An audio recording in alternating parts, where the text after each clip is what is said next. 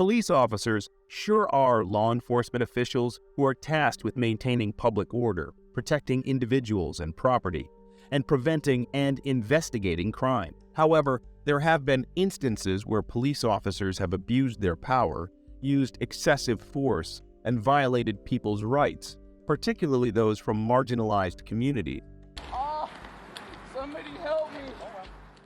These actions can lead to distrust and fear of law enforcement, exacerbating already strained relationships between the police and the communities they serve. But can they exploit such power? What are the legal penalties if they do so? And if the police abuse his here power, would they be treated differently?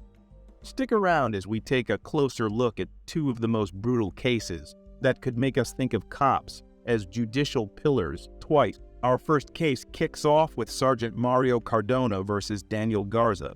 Daniel Garza was helpless after being thrown and pinned to the ground. Officer Mario Cardona, who Garza had known for years, was on the verge of breaking his wrist. Garza recalled, "I was trying to be a man and trying to hold in the pain, but man, that wrist lock hurts. He's just bending it and bending it." But what compelled Cardona to go so far?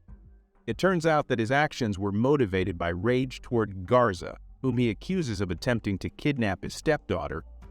Are cops bestowed such authority? It seems that the two men had quite the history, with Garza having previously dated Cardona's stepdaughter, Naomi Villanueva. The relationship had hit rock bottom, with Villanueva moving out of her parents' house to live with a friend. In May 2015, Garza allegedly took Villanueva without her consent from her friend's house and brought her to her parents' house in Whittier, where Cardona lived across the street.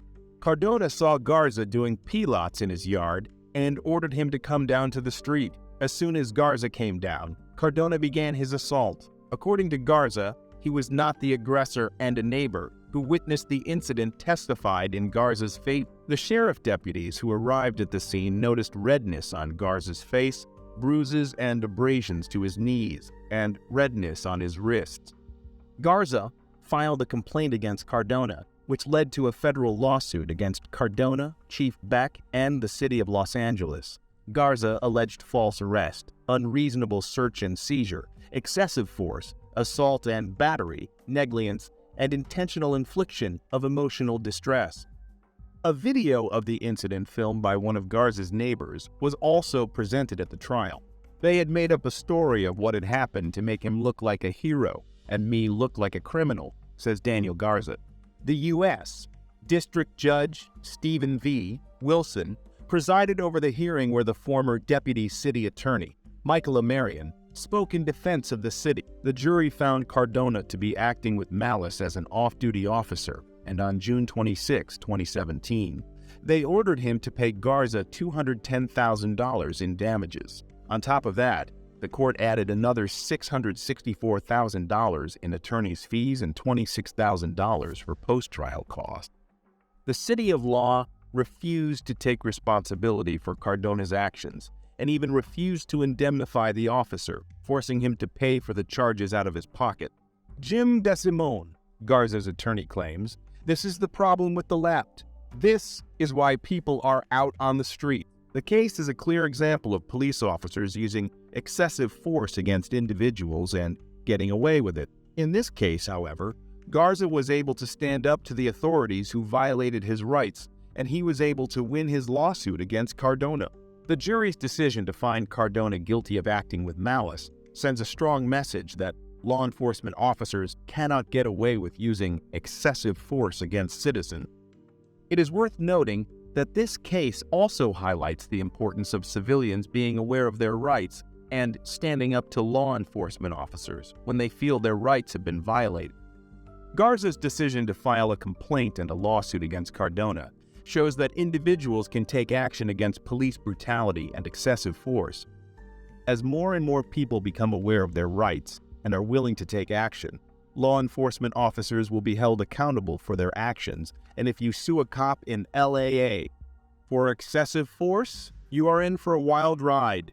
However, Garza's decision to stand up to Cardona and the authorities who violated his rights resulted in a victory for him, sending a strong message that law enforcement officers cannot get away with using excessive force against citizens. The case of Harold Hill is just a perfect example of how our justice system can go wrong.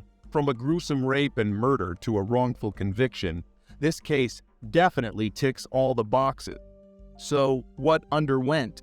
First off, we have the detectives who were assigned to the case, Kenneth Bordeaux and John Halloran, the so-called beacons of justice. They were the ones who got the confession out of Peter Williams, who was later found to be in jail at the time of the crime.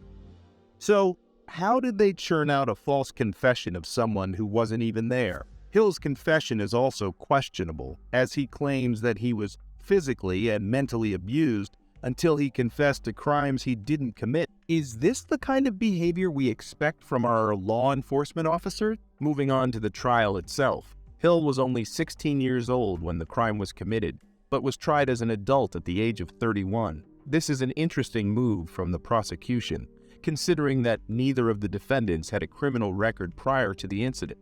The jury found Hill and Young guilty of murder, and they were sentenced to life without parole. But 13 long years later, DNA tests revealed that the hair found at the crime scene and the cellular materials under Kathy Morgan's fingernails didn't match either of the defendants.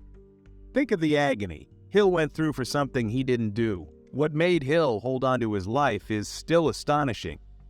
Despite this evidence, the prosecutors disputed the findings, suggesting that the hairs were unrelated to the crime and that the cellular material could have come from sweat or drool left over by the recovery team. It's shocking that the prosecutors were so stubborn, even in the face of such clear evidence. Harold and Young were eventually released from prison, but tragedy struck when Young was killed in a hit-and-run incident. Hill, however, filed a complaint against the city of Chicago, the police, and the two detectives involved in the case, accusing them of forcing a confession and violating his civil rights.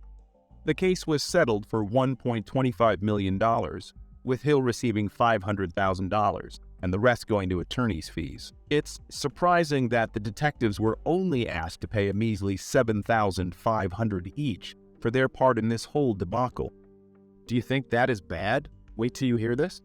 It's also worth noting that Hill was later convicted again for an unrelated armed robbery charge and is currently serving 27 years in prison. But despite this, it's clear that the justice system failed Harold Hill in the past.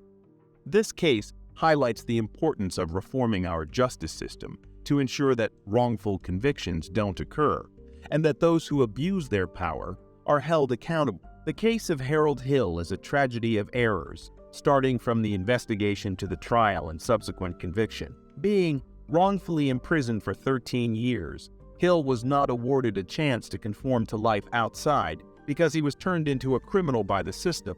The system absolutely messed the hell out of him, and the cops only paid $7,500 each. When cops do what they did, they need to be locked away for at least as long as the victims they put in jail. What do you think of these cases? Which do you think is most unfair? Sound off in the comments below and make sure to let us know if we missed out on anything. While you are at it, make sure to hit that subscribe and leave a like to never miss an update from us